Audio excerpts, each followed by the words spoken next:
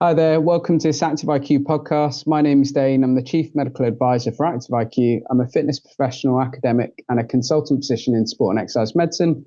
And in this podcast, I'm joined by Jan Sinclair, who's a senior healthcare public health nurse. So that's a mouthful for me, working in the NHS in Stockport. And nationally, she's the lead nurse physical activity clinical champion. So, Jan, thanks for joining us on this podcast. Pleasure. And on this podcast, we're going to be talking about how the fitness industry and professionals can engage with public health, the NHS, and other clinical organisations. So Jan is the perfect person to join us, given a wide variety of roles and a number of years of doing all of this kind of public health related work. So Jan, just to kind of take the listeners through your career to date, I think hopefully they'll find that very interesting. So, tell us about that journey from qualifying to how you got to where you are now.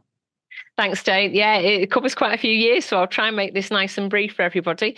So I qualified as a registered nurse in 1978, so going back quite a long time ago. Had all sorts of experience over the years since then. I've worked in intensive care. I worked as a night sister at a hospital just up the road. I then went to Australia for 3 years and I worked in their high dependency unit there as a senior nurse. Came back after 3 years, working back at my original hospital. I did some general nursing before then coming to the hospital I'm at now, which is in Stockport. And again, covered a few roles. I've been a nursing sister in respiratory medicine. I've been a gastroenterology sister. I've also been what was then a modern matron back in the 2000s. And the role I've got now is probably where I've always wanted to be perfectly honest, Dane. So the public health role is something that I've really embraced for the last 15 years. So lots and lots of experience working with lots of different sectors and increasingly more so the leisure industry sector. And I just think it's where we should be, and it's trending upwards in terms of health promotion, trying to encourage, our nurses and all our doctors, all our medical professions to sort of try and make links with the leisure industry in particular. So after all these years of training, finally, I think I'm in the job that I enjoy most. And that absolutely links in with the physical activity clinical champion role that I do. Both roles sort of link in with each other, if you like. So I'll talk a little bit more about that in a minute, I think. Yeah, so let's talk about both of them. So obviously you've had an interesting career today with lots of different specialities, which means, I guess, as we've talked about before, you can probably see where prevention plays a key part across the board. But if we talk about your kind of senior public health nurse role at the moment, tell us a little bit about that role and how that operates, what it looks like, and kind of what you're doing at the moment kind of in Stockport. So yeah, in the early days of that role, say going back 15 plus years ago now, one of the main aims was really to have a patient focus for health promotion, and in particular, physical activity sort of came as part of that role, if you like. Which is why it fits in very nicely with the physical activity one. So again, the main aims of that was to sort of set up processes to assess patients, make sure staff were having conversations with patients around lifestyle, and also to make sure that we've got that robust referral process, in particular into our clinical pathways. So I'm really pleased to say that worked really well. What we did at the time was we actually wrote up a publication about those pathways, and we got that published with the International Care Pathway Journal. So if anybody wants to Google health promotion care pathways, hopefully you'll see that from us here in Stockport. And again, I think the other thing to say is we can't take staff away from this equation. So as much as we were looking at the impact of looking at health promotion for our patients, it meant that actually a huge part of my role was working with staff and trying to improve staff health as well. And again, our biggest link there came from our leisure providers, because I've worked with them really over the last 15 years, and they've been absolutely integral to sort of supporting us here at the Trust, both for staff and for our patients. So that's worked really, really well. But again, we had to make it simple. Any pathways that you're putting out there when you are involving community staff have to be really simple for staff. They don't want to complete loads and loads of paperwork, and they don't want to be ringing people. So we made it a sort of, link by them, which was really a good thing to do, was an electronic link. So we could actually get those patients to the community services really, really quickly. So I think that was one of the bonuses about having those pathways embedded right at the very beginning of this programme. So obviously it worked quite well for the first 6 months. And then gradually over the years, what's happened is it's got embedded in practice, and those pathways have been set in stone, if you like. So worked really, really well. So tell us a little bit more about the actual pathway. So colour it for those who may not necessarily be able to understand what that looks like. So can you talk me through a patient pathway, maybe the different forks or routes and places they might go, and then maybe a similar example for staff as well? Yeah, so when you actually have a patient who comes into hospital, whether they're an outpatient or whether they're an inpatient, there are lots and lots of documents to be completed by generally nursing staff who actually receive the patients, as I say, whether it's an inpatient or whether it's an outpatient, environment. So the patients will always get assessed, and what we put in place was an actual document that was called the Health Promotion Assessment Document. So it asked the patients about their smoking, about their alcohol intake, about their weight, and it also asked about their physical activity levels. So at the time we were actually setting the physical activity levels one, we'd got the new Chief Medical Officer's guidance. So we actually set the benchmark over to the CMO's guidance if people understand that. So the 150 minutes per week for adults of moderate intense activity is what we're actually assessing patients by. And regarding, those referral pathways, it was all determined by the conversations that staff were having with patients. So if the patients sort of noted that they weren't that active, so if they were doing less than 30 minutes of physical activity per week, that would actually then identify them as somebody who was needing that referral. Obviously, it was by patient consent. So whether or not we thought the referral was needed, the patient actually had to physically consent to that, but it was just a verbal consent, nothing written, nothing fancy. So once that patient had been identified, consented to referral, what would then happen was the member of staff would go online and they'd complete a very, very quick form that identified by patient sort of contact number, ID number, if you like, what sort of area of lifestyle the patient wanted referring, and of course the area that the patient came from, because what we've always said is regardless of whether the patient's local, they would still get a referral to the service that's within their local area. So for us in Stockport, we've got sort of 3 or 4 outlying areas here: Cheshire, Manchester, Derbyshire, Tameside, sort of the usual ones. So we had that pathway set in place. So that's what would happen. Patients identified as having a risk, referral pathway done. I would then receive an email, a very simple email. And when I get that email, I would then process that referral for the patient. For an inpatient, once they've been discharged, and for an outpatient, immediately that referral is received. We didn't actually set any scripted timescale for this because I'm the only one doing this role in the trust. So unfortunately, that means if I'm on holiday, there's nobody else sort of managing that service. So it's generally as quickly as I can possibly do those referrals when that patient gets referred.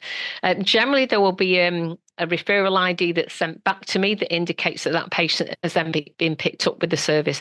So that's how it sort of works from a referral point of view. I guess the only downside to that is that I don't actually receive any impact information from that. And I have to say, my boss, when I first came into post, did sort of make point of that. It's like, well, how do we know the service is working if we don't know what's happened to the patient? So I have to say that's been a bit of a challenge all through this role, is to actually find out what's happened to the patient. So it's quite a big deficit that's left, if I have to say. But the referral process works. And we know the patients generally get from A to B. What we don't know, of course, is the dropout rate. So when you say patient lost to contact, it's whether the services are able to actually connect with that patient for whatever reason. If the patient's not answering the phone at the time, or if they've moved house and they haven't got the same phone number, or they just don't answer the phone. Sometimes those are reasons why we don't pick up those referrals. But generally, and I think in most circumstances, the patient is referred over to the actual service that they want. What's the issue or the barrier with getting those numbers? So for me, for example, I worked in an exercise referral scheme in York. And one of our biggest challenges when we come up for renewal of that service was actually the actual data to prove that it worked. Like, both you and I know exercise works, that's not the question, but actually, was adherence good? Did people actually come? What outcomes do we actually care about, and did they make a difference? And we didn't have that data in York. And like for you, you're saying that actually you don't get that data either. What's the challenge at stopping you getting it, or are you looking at that as well? So I think the biggest issue, Dane, is systems. All the different systems we work from. I mean, even in the acute trust here, we have different departments working on different IT systems. So I think digitally, hopefully in the future, that will become easier. Um, we don't actually have patient care records online a lot of the time here at the trust. We're still battling with that. So yeah, that's one of the biggest problems is trying to get that data from our third party services back to us at the trust. Yeah. If I was to ring up, I'm sure I could get data, but like you say, I haven't got time to do that. Which is a shame, but it is that extra information that we do need to tell people this is working. But they still keep referring patients, so I'll take that. That sounds good. And then staff-wise, so if you take staff down a similar route, how does this differ from patients in terms of the way you operate that? I guess we leave our staff to it, to be perfectly honest. I think the thing is that we link in with our leisure facilities. Is with gym memberships is where we sort of try and score brownie points, if you like. So what we have had over the past 15 years since I've done this role is that liaison with our local gym provider to give us quite a lot of, cost reduction for staff. Yeah. So we don't actually take our staff there. We just say there is a reduction for you if you want to join the local gyms. The other thing that we do is when we actually have staff open days, we invite our leisure facilities to those open days. And generally, they're very, very forthcoming with giving us free gym passes, for people who want to try out the local gyms. Yeah. So they really have been key partners for us for a number of years. And that's not going away. Increasingly, there is a new CEO of our local gym provider, and he's really, really keen to engage more with staff and to do more with our staff. And to continue that relationship that we have with our patient pathways. So that's not going anywhere anytime soon. So I'm really pleased with that. He's really, really engaged, and we have an acting chairman as well who's really, really keen from the trust. So I think when you've got buy-in at that level, it really, really does support, where the trusts are thinking in terms of supporting staff health as well. So it's a really, really good thing. And I think when we were having this initial conversation, the title of this podcast very much about how does the leisure industry or fitness industry, exercise professionals engage with healthcare? And I was always thinking about the patient, I guess, in my head when we were doing this. But actually, these conversations, lead us to the staff itself. And actually, the NHS is one of the largest employers, I think, in Europe alone, isn't it? Yeah. So if we take that into account, what can leisure providers do to interface with staff? And, we already have good literature saying that if you're a more active healthcare professional, you're more likely to provide physical activity advice as well. So two probably go hand in hand, I guess. They do. And again, you can't really take staff out of the equation. I've had a big passion for sort of supporting staff health since I've come into this trust, to be perfectly honest, because I've had the opportunity to do that. And again, we used to sort of have teams competing against each other in the trust, which meant I got to know an awful lot of different people throughout the trust. And I am somebody who likes a bit of competition, so I was well up for the challenge. But staff were also really, really, into sort of challenging each other and doing it in a fun way. And again, we talk about, being physically active and trying to make it enjoyable, make it, cost effective for people. But there's got to be an element of fun in there. So I think, I think one of the key things about in particular our nurse training at the moment, the new training program that kicked off in 2018 is called Future Nurse. And actually within that program, it actually stipulates that, staff should be looking at themselves in terms of themselves as a role model for health and wellbeing, sort of looking at what their support networks would be. So again, it's almost saying to us as healthcare professionals, we want you to look after yourself in order to look after your patients. So again, you're absolutely right in terms of, where we look at some of the barriers.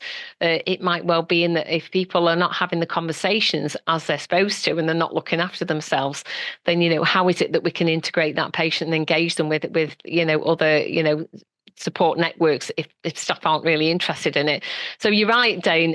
I think it's really important that we do look at this from a healthcare perspective in terms of what are the opportunities for us, because what we've got to do is make that big link into reducing health inequalities, and that's becoming on board more and more for acute trusts. We are having to sort of be accountable and responsible for how are we as a trust reducing health inequalities.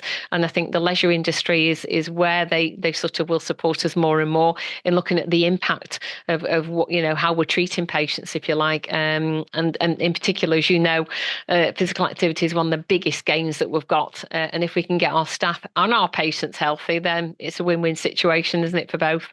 Yeah, no, sounds good. And that makes sense. So there's some interesting pathways you've just talked about. So if you guys are interested in seeing what Jan and Stockport have done, we'll try and pop a link to that paper as well so you can have a look. Mm-hmm. So kind of, Jan, moving on to the national role now. So the Physical Activity Clinical Champions, or we call it PAC for short. Mm-hmm. Tell us a little bit about what PAC is and kind of your role in that, and kind of how that's evolving and where you see it fitting in this kind of whole physical activity agenda. So the Physical Activity Clinical Champion role came about for me in 2017. I think you've been part of it already for a couple of years, Dane. And for me, I found out about it again through one of the public health specialists in physical activity. And when he first told me about it, it was like, do you know what? This is absolutely me. It completely fits what I do in my day job. And because it's got that sort of overarching physical activity bit, it suits me both personally, because I'm a very physically active person. Absolutely, I'm the one, preaching what I teach. So for me, it just felt like it was the right role and I felt I could really do it justice.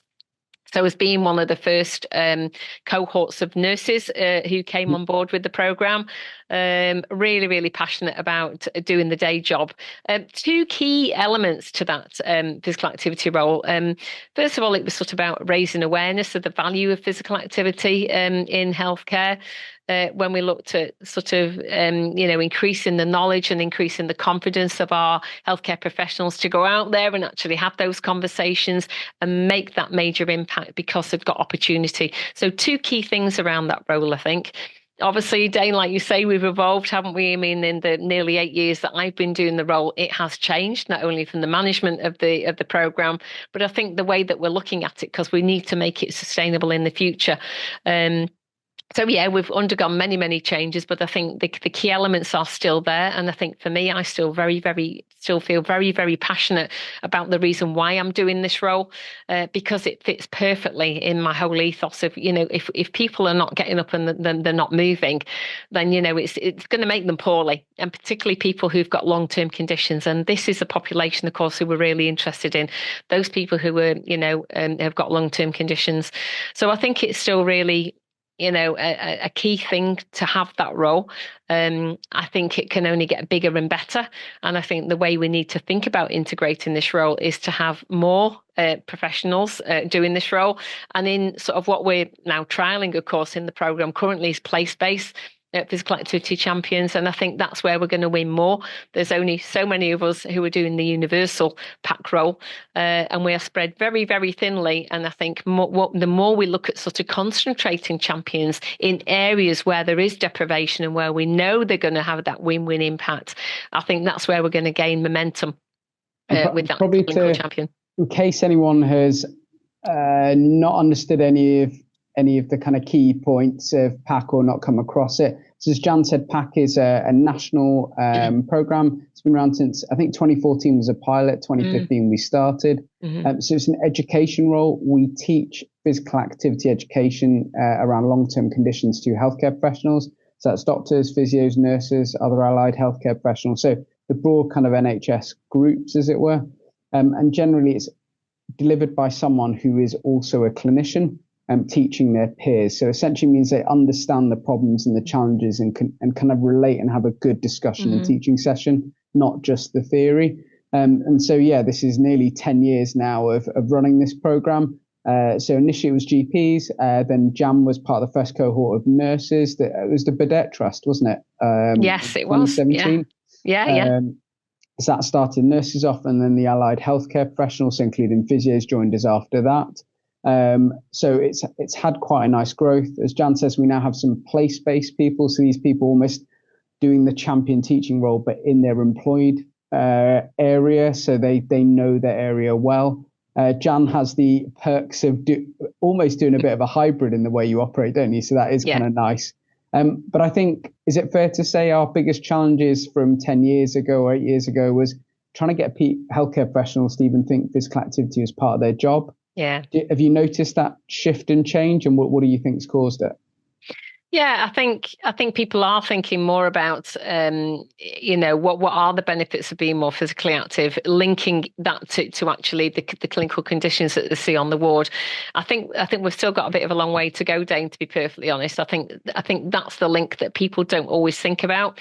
And I think, as you said before, if you've got somebody who is inactive and as a healthcare professional, they're not really interested in physical activity, then they're probably less likely to have those conversations. So I think we still have a little bit of a job on our hands. I think it still is quite a challenge for us. I'm not saying I've seen a massive shift, if I'm perfectly honest. I think throughout COVID, one of the best things that we actually took from COVID was that, yes, we were actually being told we could go out there and be active. We could actually go walking. We could do some sort of physical activity. And that's when we sort of saw more families getting out and about and more people doing some form of activity, even if it was just going out for a walk or cycling. Obviously, a lot of the gyms were shut, weren't they? So people who were gym bunnies couldn't get out there and do that. So I think there have been trends certainly over the sort of years, not that long ago, when we've looked at physical activity in a very different way. And I think it's made people examine that more. So I think even just the post-COVID, we're still getting there, aren't we, with our physical activity levels?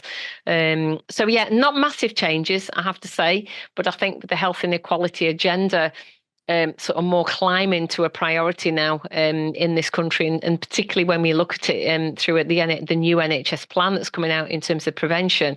I think that's when we might see bigger links and it making sense to people, and us actually going to the leisure industry and asking for more input, because we know that's where it works. We know community-based, anything to do with communities will absolutely be digging down to the areas where we need patients to be more active and to show that we're doing something for them. Yeah, no, all sounds good. So for those of you listening, it's probably just worth saying that if you do already work with healthcare professionals in your kind of leisure capacity in any way, or you're listening from another sector, and you want one of the physical activity clinical champions to come do something with you to that group, or support you, or re-emphasize your key messages, then we are free, funded by Sport England, and that would mean a healthcare professional comes to your healthcare professional group and can provide education around physical activity. So if you are interested, just Google physical activity clinical champions. Our webpage is there, and you'll be able to contact us to see if we can support you as well. So moving on from that, Jan, I think the other thing, we were talking about this when we were prepping this podcast as well. And one of the things we wanted to engage the exercise professionals with was trying to understand a little bit more about healthcare, where public health sits in. And so I think the first question, and maybe a really introductory piece, is what's the difference between public health and the NHS? Because I feel like sometimes those terms are used a bit interchangeably without maybe the understanding of the differences and where they fit and sit. Yeah, you're right, Dana. I mean, we could talk about the differences and what each, facility means for a long, long time, couldn't we? So I'll try and make it nice and simple for you. I mean, the NHS really provides a service of public health for us. They are absolutely responsible for public health services and really general healthcare services, and ultimately responsible providing and commissioning public health in England. So some of the key work there is to do with, as I keep going on about, reducing health inequalities in specific populations. And we have something that's fairly new in this country at the moment it's a program called Core 20+5. And really, that's the NHS in England informing the action to reduce healthcare inequalities nationally and sort of national within national and system level, if you like. The 20 bit of that is about looking at the 20 most deprived areas of the population.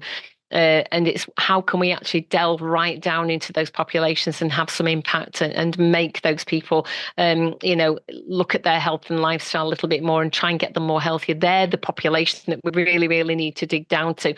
And for most of you on this call today, it might well be that those are the populations where you're going to actually get that win-win situation. The +5 is the extra bit of the Core 20. And that's looking at the specific clinical areas of focus, which really needs some improvement. And some local areas might be different than others.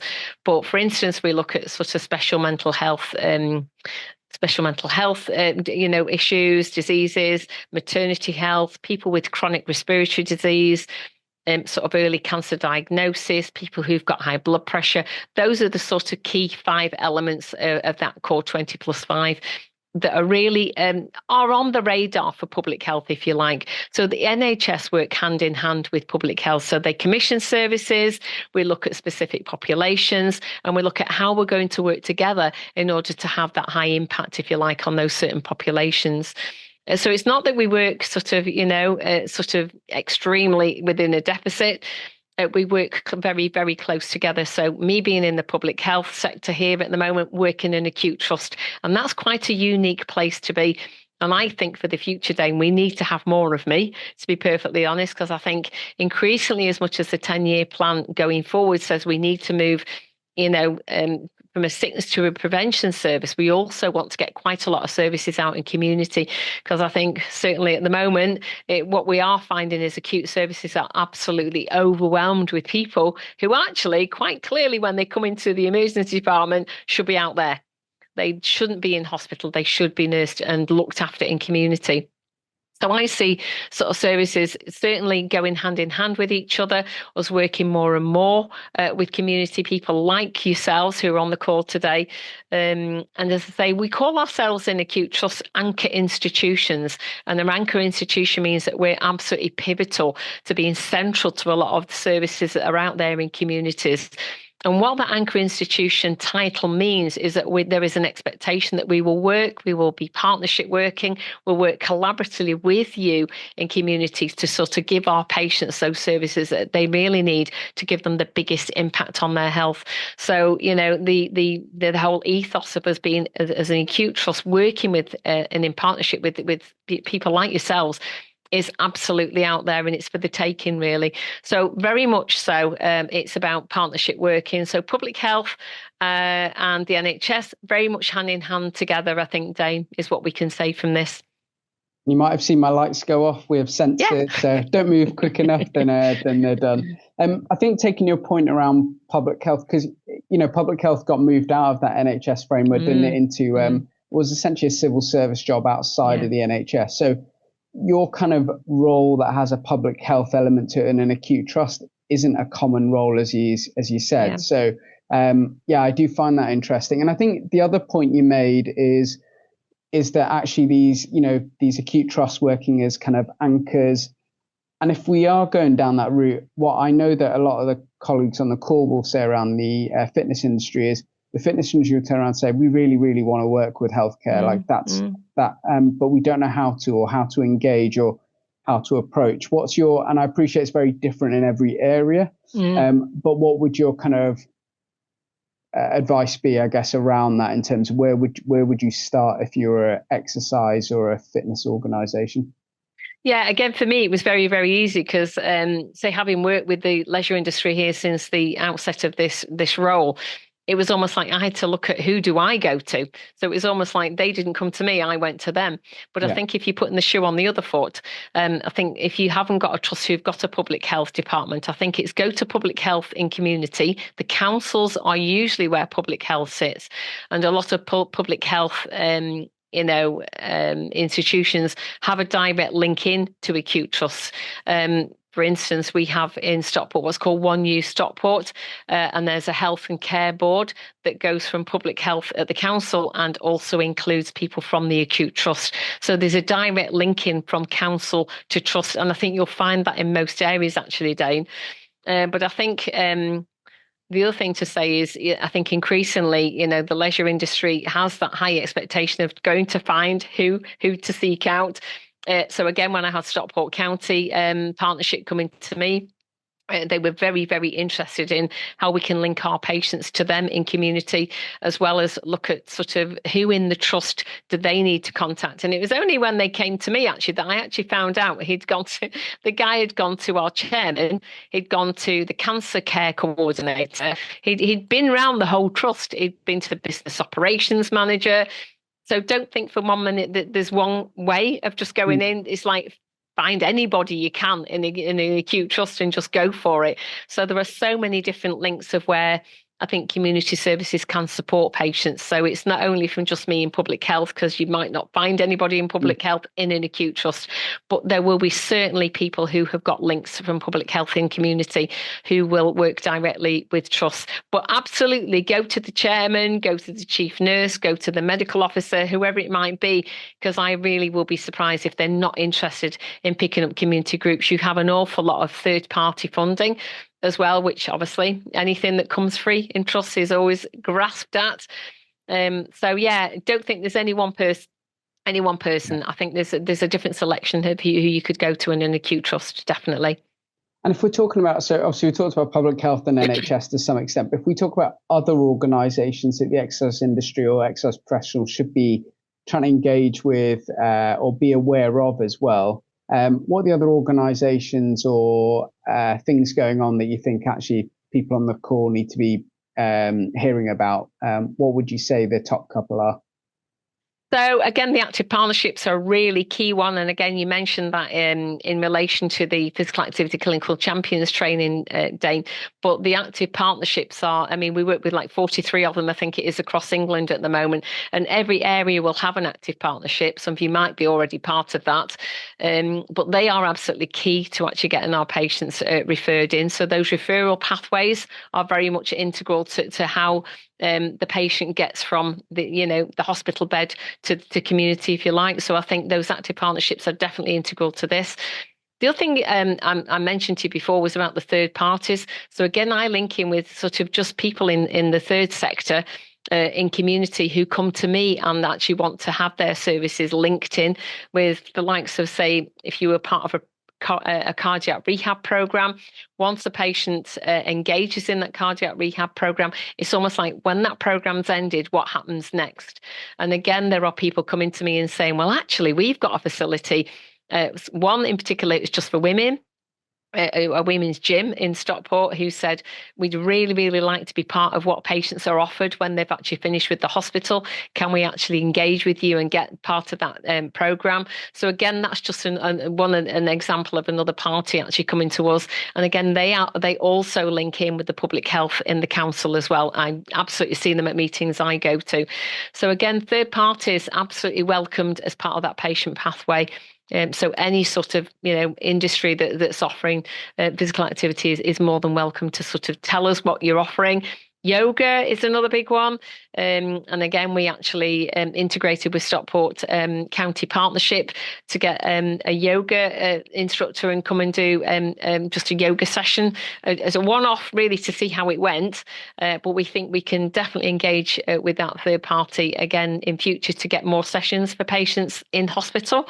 So again, another way of looking at how we can get the leisure industry into the hospital trust.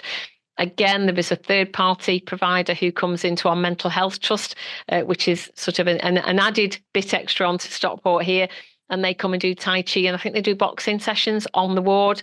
And I think they actually are funded by Pennine Trust to actually come and deliver those sessions.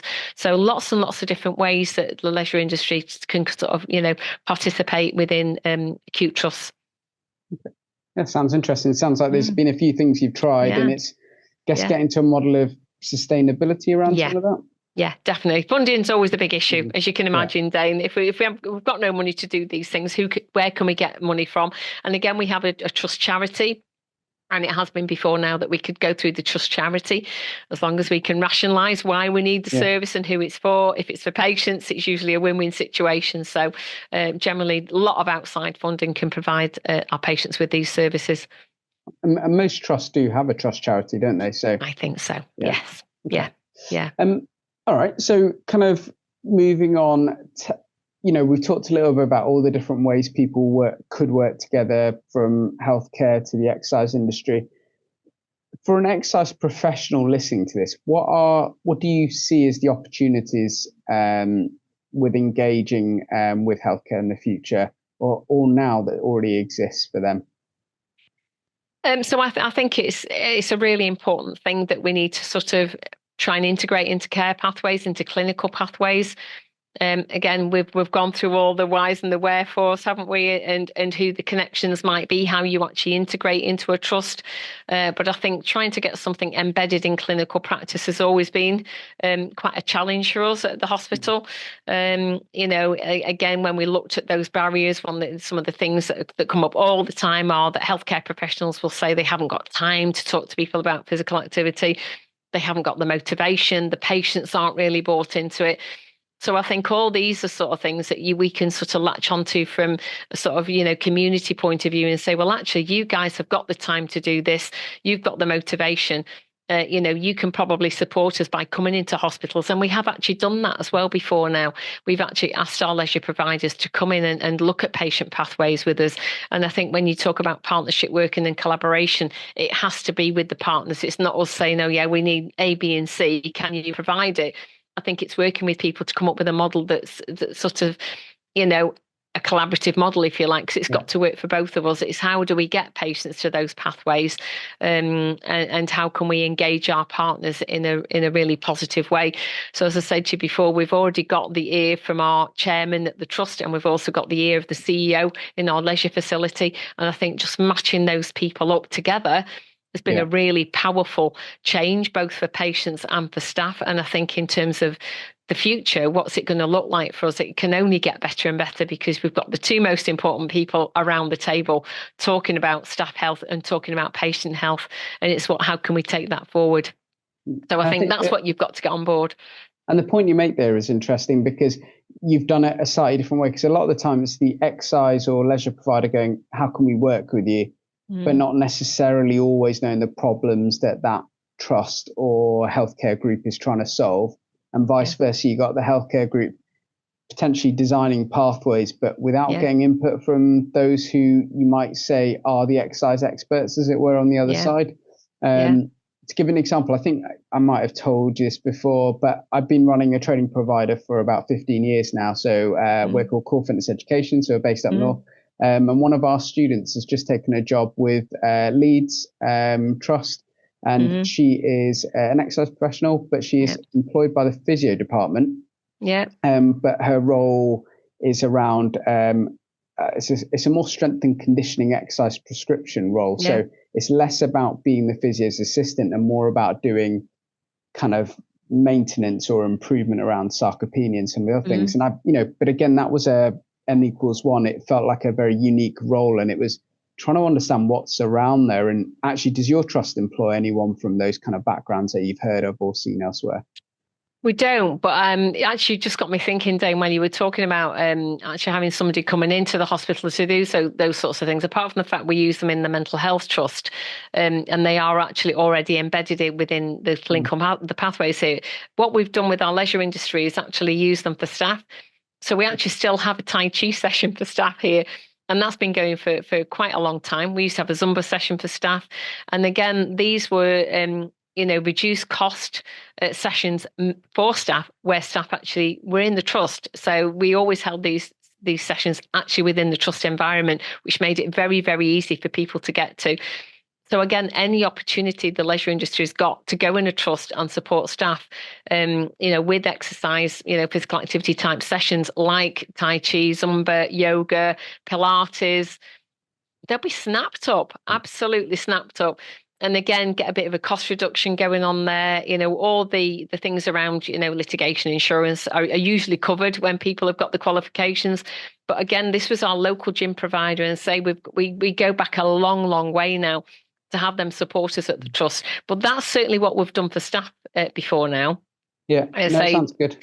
They've done weight management sessions as well. Yeah. We had somebody from Life Leisure who actually did a bit of a team building thing whereby we had people in teams losing weight over 6 weeks, and they'd come and do a bit of a weigh-in every now and again. We offered them rewards. If you've got a reward, that always works, doesn't it? We gave people Fitbits, all these sorts of things. If you've got something that you can offer staff, they're going to be snapped up. So again, reduced cost membership is a really, really big one. It doesn't sound much, but it's, we're very easily pleased in the healthcare profession, aren't we? And I guess if you took a central leisure provider and they came in like a satellite or a spoke into and ran things at the hospital or the trust. Exactly. Then, as you said, maybe it's at lower cost, but hopefully there's a PR element to it, and a bit of marketing and a bit of exposure as well, which couldn't go wrong. So it might be worth those thinking about engaging a trust or other healthcare organizations, think about what they can offer and obviously what they'd want in return, given, at the end of the day, they need to run their business as well. Yeah, absolutely. It's a key thing, Dane. And I think, I'd be very, very surprised if people don't snap their hands off for things like that. Because again, a lot of the human resource departments in trusts are always looking at staff sickness. And one of the key things at the moment is around stress. Staff are very stressed, very anxious, lots and lots of staff sickness because of that. Mental health and support to mental health is absolutely up there in terms of, what we can do for you. And trusts have got to be thinking about that really in terms of how are we supporting staff. So it's not only about offering, people mental health counselling sessions. As you and I both know, physical activity is a really, really big thing in terms of supporting people with mental health, get people more physically active, get those endorphins released. So again, anything that people can offer that will tick the box, if you like, it sounds really bad, doesn't it? Tick a box for mental health, but it's a really big thing if you're encouraging, people to get out there and be healthy. So that's another thing I think you can definitely encourage people to go and talk about. Yeah, so maybe contribute to the problem in healthcare and in many employers these days, isn't it? Which is mental health, but potentially this being another avenue of managing it, and maybe hoping to reduce working days lost, etc. as well. Absolutely. It's a big thing. Yeah, no, sounds good. So kind of final question for you, Jan. So, and I guess the age-old question that everyone's trying to answer. So in your kind of head, why do you think people find it so difficult to become active? And particularly if you think about the patients you see in the hospital, you identify an inactive patient and you want to get them active. What are the strategies or things that you've noticed over the years that has worked, and what doesn't work that we do a lot of as well that maybe you've observed in your time? Yeah, so many challenges, Dane. We're trying to integrate physical activity into not only clinical pathways, but actually just getting the job done. And I think we talked about this a little bit before about saying if you've not got staff who are on board with this, if people are not physically active themselves, then they're less likely to have conversations. But, you could maybe go to a patient and so they've been seen by a doctor, a medic's not mentioned it. They've been seen by the nurse has not mentioned it. They've got a physio there, and maybe the physio's not mentioned it. You can go through a whole horde of healthcare professionals who've seen a patient who's absolutely ripe in terms of getting them more active, and they want to be more active, and yet nobody's even mentioned it. So I think embedding these things in clinical pathways is absolutely essential. I think you have to get the senior management on board. If you're going to make any changes, you need to have the ear of the people who are sat up there in the exec team. They need to be on board. They need to be listening about how are we going to integrate something like physical activity into a clinical pathway and make it stick. Now, I know you can take the horse to water, but you can't make them drink. But again, we have to keep plugging away, in simple messages, have simple pathways, make it as easy as we possibly can for healthcare professionals to get these patients on board. And I think it is, the making every contact count is a philosophy that's been out there for a long, long time now in this country. And it's just a very, very simple way of trying to get staff to have conversations. And it doesn't need to be a great big long conversation about physical activity. Even if we just go back to the assessment, as I mentioned very, very early on in the conversation about what is it you're asking the patient that makes them want to take up that activity referral.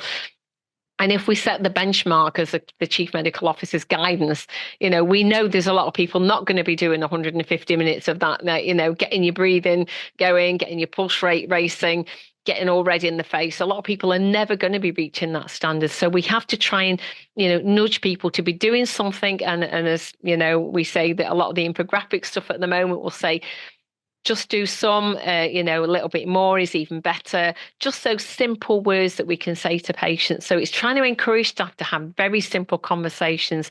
And as I say, we call it making every contact count. That just might sow that seed of doubt in the minds that actually what we're saying makes sense. And we just want them to be a little bit active because you know what, if there's somebody who wants to lose a little bit of weight, if they've got a lot of stress and worry on their minds at the moment, actually being active will make them feel better. So make those conversations into something that makes sense to that patient. And I think that's what we have to do. You know, we're all full of jargon, aren't we, in the NHS, unfortunately? And I think, you know, we talk about health literacy as well. So what is the understanding of the patient you've got in front of you?